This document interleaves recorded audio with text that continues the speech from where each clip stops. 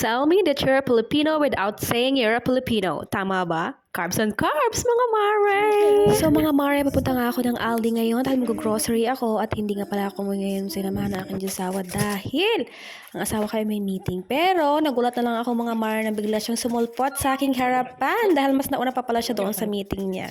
Ayan, kasi nga nag-ikot-ikot pa ako sa loob ng Aldi. Kumbaga, pag bumibili kasi ako mga mare, tinitingnan ko talaga isa-isa from the expiry date, charis, lahat mga mare, lalo na mga mare, syempre iba yung language nila, so kailangan mo talagang habusisi ka magbasa, charis, at kailangan intindihin mo talaga mga mare. So ayun lang naman ang mga pinamili namin mga mare, mga kailangan dito sa bahay dahil wala na talaga kaming masyadong pagkain sa ref namin. Ayan, so bilila ako ng mga chicken at saka ng bread, tapos syempre coke, gulay na din, itlog. So by the way mga mare, nandito nga pala ang friend ng aking yusawa. So habang nasa Aldi kami ay nagsasabi siya na nandito na pala siya. So nasa Aldi kami, so naghintay na siya ng konti mga mare. At ngayon naman ay nagpe-prepare na ako ng baon ng aking yusawa dahil maya-maya lang ay aalis din naman siya papunta ng ang kanyang trabaho. So ganyan lang ang gusto ng aking yusawa, bread lang sila kasi iwain mo lang ganyan. So sabi niya apat daw gusto niya. So ginawan ko lang siya ng apat mga mare na sandwich.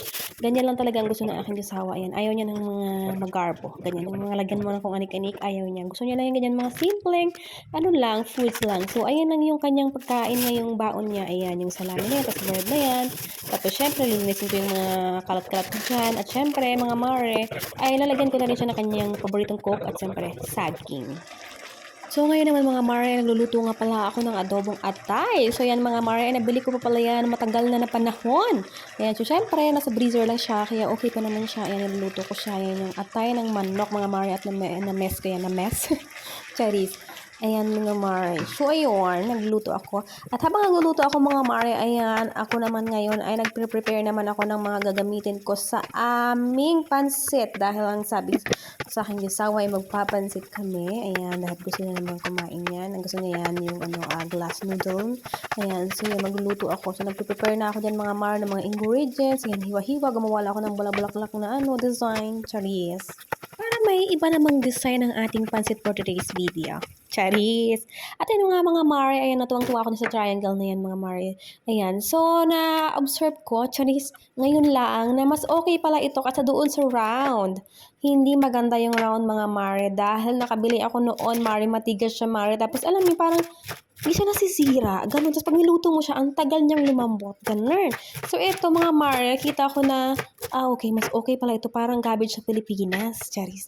Pero sa kanila, hindi yan, parang, ewan ko, may ganito ba sa Pilipinas, mga mare? Sabihin nyo nga sa akin, charis. Nakita nyo ba, pinalot ko ng tissue yung cabbage kasi ayaw kong lamigin siya kasi pa-winter na dito, mga mare. Charot! At meron pang pamagic ang kumare ninyo, charis.